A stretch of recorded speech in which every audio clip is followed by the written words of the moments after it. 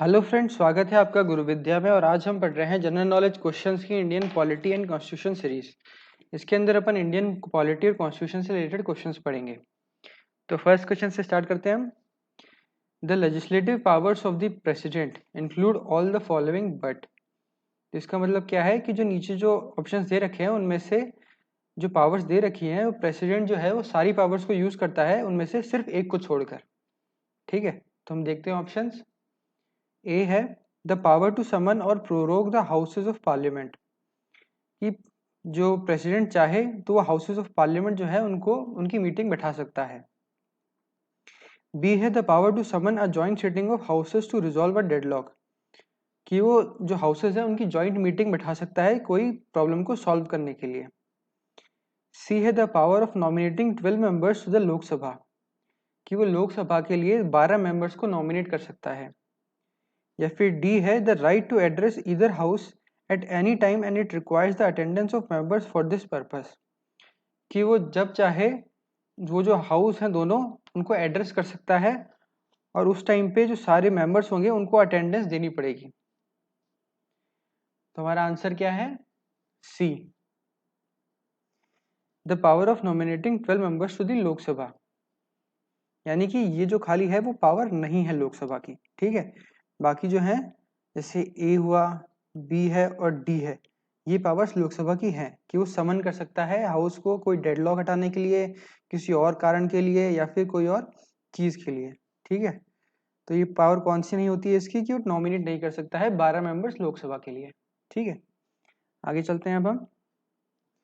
Which of the following chief justice of India has acted as the president of India, ये कह रहा है कि इन चारों में से कौन से चीफ जस्टिस है जो कि प्रेसिडेंट भी रहा था इंडिया का। तो हमारे पास चार ऑप्शन है। M Hidayatullah, B P B Gajendragadkar, C है पी एन भगवती और डी है ऑल ऑफ दी अबव। तो हमारा आंसर क्या है? ए, एम हिदायतुल्ला जो थे वो चीफ जस्टिस के साथ साथ प्रेसिडेंट भी रहे थे इंडिया के। ठीक है, आगे चलते हैं अब हम। Who was the member of Rajya Sabha when first appointed as the prime minister of India, तो ऐसा कौन सा आदमी था जो कि राज्यसभा का मेंबर था जब उसे प्राइम मिनिस्टर बनाया गया था इंडिया का। ठीक है, तो हम देखते हैं, हम पास चार ऑप्शन हैं। लाल बहादुर शास्त्री, बी इंदिरा गांधी, सी मोरारजी देसाई या फिर डी चरण सिंह। तो हमारा आंसर क्या है? इंदिरा गांधी। जो इंदिरा गांधी थी वो एक मेंबर थी राज्यसभा की जब उन्हें प्राइम मिनिस्टर अपॉइंट किया गया था। ठीक है, आगे चलते हैं अब हम। The speaker of Lok Sabha can be removed by a resolution passed by, तो जो लोकसभा का स्पीकर होता है उसे अपने पद से हटाया जा सकता है एक रेजोल्यूशन के साथ जो कि पास किया गया हो। हमारे पास चार ऑप्शन है। By a majority of all of the then members of Lok Sabha, कि जो उस टाइम पे लोकसभा के जो मेंबर्स होते हैं उनकी मेजोरिटी से। B a majority of the then members of Lok Sabha both Lok Sabha and Rajya Sabha, कि उस टाइम पर जो लोकसभा और राज्यसभा उन दोनों से मिलाकर जो मेजोरिटी होती है उससे हटाया जा सकता है। या फिर सी है 2/3 majority of total members of Lok Sabha, कि लोकसभा की जो पूरी मेजोरिटी है उसके 2/3 मेजोरिटी से हटाया जा सकता है। डी है 2/3 majority of the Lok Sabha members present and voting, कि जो लोकसभा के मेंबर्स उस टाइम प्रेजेंट और वोट कर रहे होते हैं उनकी 2/3 मेजोरिटी से हटाया जा सकता है। तुम्हारा आंसर क्या है? A, a majority of all the then members of Lok Sabha, यानी कि उस टाइम पे जो लोकसभा के मेंबर्स होते हैं उनकी मेजोरिटी से हटाया जा सकता है किसको? स्पीकर ऑफ लोकसभा को। ठीक है, आगे चलते हैं अब हम। With reference to the constitution of India consider the following statement. ठीक है, तो स्टेटमेंट देखते हैं अब हम। ये कह रहा है कि कॉन्स्टिट्यूशन ऑफ इंडिया को लेकर ये दो स्टेटमेंट्स दिए हुए हैं, उनको देखिए। देखते हैं, पहला स्टेटमेंट है the council of ministers of the union are responsible to both the house of parliaments, यानी कि जो काउंसिल्स ऑफ मिनिस्टर होती है यूनियन की, जो काउंसिल ऑफ मिनिस्टर्स होती है वो जो है वो रिस्पॉन्सिबल होती हैं दोनों के लिए। किसके लिए? जो हाउस ऑफ पार्लियामेंट होते हैं दोनों के दोनों, राज्यसभा लोकसभा, उन दोनों के लिए रिस्पॉन्सिबल रहती है। और दूसरा है the president of India can not appoint anyone as union minister not recommended by prime minister. ये जो प्रेसिडेंट ऑफ इंडिया होता है वो किसी को भी यूनियन मिनिस्टर अपॉइंट नहीं कर सकता है जब तक कि उसे प्राइम मिनिस्टर ने रिकमेंड नहीं किया हो। ठीक है, तो अब हमें देखना है कि कौन से स्टेटमेंट सही हैं। तो हम देखते हैं जो चार ऑप्शन हैं कि वन ओनली खाली पहला स्टेटमेंट सही है, बी है टू ओनली खाली दूसरा स्टेटमेंट सही है, C both one and to कि दोनों स्टेटमेंट सही हैं, या फिर नीदर वन और नॉर टू कि दोनों स्टेटमेंट सही नहीं है। हमारा आंसर क्या है? B, two only. ये जो सेकंड स्टेटमेंट है वो सही है। ये जो प्राइम मिनिस्टर है वो जो प्रेसिडेंट है वो प्राइम मिनिस्टर की रिकमेंडेशन के बिना यूनियन मिनिस्टर अपॉइंट नहीं कर सकता है। ठीक है, तो गलत कौन सा है कि जो काउंसिल ऑफ मिनिस्टर है वो रिस्पॉन्सिबल होती है किसको? दोनों हाउस ऑफ पार्लियामेंट को। ठीक है, आगे चलते हैं अब हम। Consider the following statements. तो ये फॉलोइंग स्टेटमेंट्स को कंसिडर करना है अपने को। ठीक है, कौन सा सही है कौन सा गलत। पहला है in India the power to promulgate ordinances lies with the president only, कि इंडिया के अंदर कोई भी ऑर्डिनेंस पास करने की जो पावर होती है वो प्रेसिडेंट के पास होती है खाली और खाली। और दूसरा है the power to declare emergency in a state in India lies with the president only, कि अगर किसी भी स्टेट में इंडिया की जो इमरजेंसी लागू करने की जो पावर होती है वो खाली प्रेसिडेंट के पास होती है।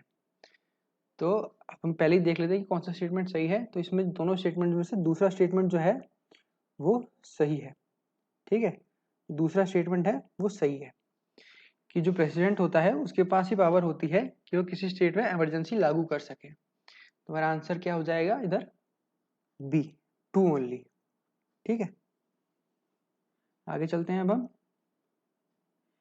Who among the following Indian prime ministers could not vote for himself during the vote of confidence that he was seeking from the Lok Sabha?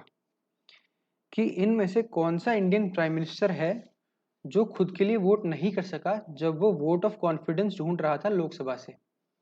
जब वोट ऑफ कॉन्फिडेंस दिया जा रहा था उस प्रेसिडेंट के लिए तो उस टाइम पे वो खुद नहीं वोट कर सका अपने लिए। तो हमारे पास चार ऑप्शन हैं, वीपी सिंह, पीवी नरसिम्हा राव, चंद्रशेखर या फिर मनमोहन सिंह। हमारा आंसर क्या है? डी, मनमोहन सिंह। ठीक है, जब मनमोहन सिंह जो प्राइम मिनिस्टर था उस टाइम पे वो जो वोट ऑफ कॉन्फिडेंस के लिए वोट चल रहा था लोकसभा में तो उस टाइम वो खुद के लिए वोट नहीं कर सका। आगे चलते हैं अब हम। Which one among the following features of the constitution of India is indicative of the fact that real executive power is vested in the council of ministers headed by the prime minister. ये कह रहा है कि constitution of India है जो उसके किस feature से पता चलता है कि जो रियल एग्जीक्यूटिव पावर्स होती हैं वो काउंसिल ऑफ मिनिस्टर्स के पास होती हैं जिसको कि प्राइम मिनिस्टर हेड करता है। तो हमारे पास चार ऑप्शंस हैं, A federalism, B representative legislature, C universal adult franchise या फिर पार्लियामेंट्री डेमोक्रेसी। हमारा आंसर क्या है? B, representative legislature. जो रिप्रेजेंटेटिव लेजिस्लेचर ऐसा एक फीचर है कॉन्स्टिट्यूशन का जिससे कि ये पता चलता है कि जो एग्जीक्यूटिव पावर्स होती हैं वो काउंसिल ऑफ मिनिस्टर्स के पास होती हैं जिसको प्राइम मिनिस्टर हेड करता है। ठीक है, आगे चलते हैं अब हम। Which one among the following is the basis of difference between the parliament and presidential system of government?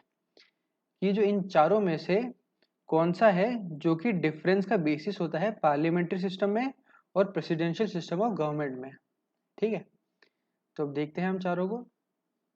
पहला है पावर ऑफ जुडिशियल रिव्यू, कि जुडिशियल रिव्यू करने की पावर, कि जो जुडिशियल डिसीजंस होते हैं उनको आप रिव्यू कर सकते हो, चेक कर सकते हो। दूसरा है method of election of president या हेड ऑफ स्टेट, कि जो प्रेसिडेंट या हेड ऑफ स्टेट होता है उसका जो इलेक्शन होता है उसका मेथड से। सी है legislative supremacy in law making, कि जो लॉ मेकिंग है उसके अंदर लेजिस्लेटिव सुप्रीमेसी हो। डी है relation between the legislature and the executive, कि एग्जीक्यूटिव और लेजिस्लेचर के बीच का जो रिलेशन होता है उससे। हमारा आंसर क्या है? B, method of election of president और हेड ऑफ स्टेट, यानी कि जो प्रेसिडेंट और हेड ऑफ स्टेट का इलेक्शन का मेथड होता है उससे पता चलता है कि क्या डिफरेंस है पार्लियामेंट्री और प्रेसिडेंशियल सिस्टम ऑफ गवर्नमेंट में। ठीक है, आगे चलते हैं अब हम। The authorization for the withdrawal of funds from the consolidated fund of India must come from, ये कह रहा है कि जो ऑथराइजेशन मतलब कि जो ऑथराइजेशन जो मिलेगी जिससे कि जो कंसोलिडेटेड फंड ऑफ इंडिया है उससे कोई भी आदमी विड्रॉ कर सकता है, कि कंसोलिडेटेड फंड ऑफ इंडिया से कोई भी अगर आपको विड्रॉल करना है तो उसकी जो ऑथराइजेशन है वो किससे आती है। तो हमारे पास 4 ऑप्शन है, द प्रेसिडेंट ऑफ इंडिया, दूसरा है द पार्लियामेंट ऑफ इंडिया, तीसरा है the prime minister of India, या फिर द यूनियन फाइनेंस मिनिस्टर। तो हमारा आंसर क्या है, B, the parliament of India. ठीक है, तो जो ऑथराइजेशन आती है वो कहाँ से आती है, पार्लियामेंट ऑफ इंडिया से। अब हम लास्ट क्वेश्चन देखते हैं इस वीडियो का। The union council of ministers consist of, तो जो यूनियन काउंसिल ऑफ मिनिस्टर्स है उनमें कौन कौन होता है। तो हमारे पास 4 ऑप्शन हैं, A prime minister, B cabinet ministers, C cabinet ministers and chief ministers of the state, या फिर D cabinet ministers, ministers of state and deputy ministers. हमारा आंसर क्या है, डी, कि कैबिनेट मिनिस्टर्स भी होते हैं उसमें, मिनिस्टर्स ऑफ स्टेट भी होते हैं और डेप्यूटी मिनिस्टर्स भी होते हैं उसमें। तो ये किस में होते हैं, यूनियन काउंसिल ऑफ मिनिस्टर्स में। ठीक है, तो इसी के साथ हमारे इस वीडियो के क्वेश्चंस कंप्लीट होते हैं। उम्मीद है कि आप लोगों ने कुछ नया सीखा होगा। अब मिलेंगे नेक्स्ट वीडियो में नए क्वेश्चंस के साथ, तब तक के लिए धन्यवाद।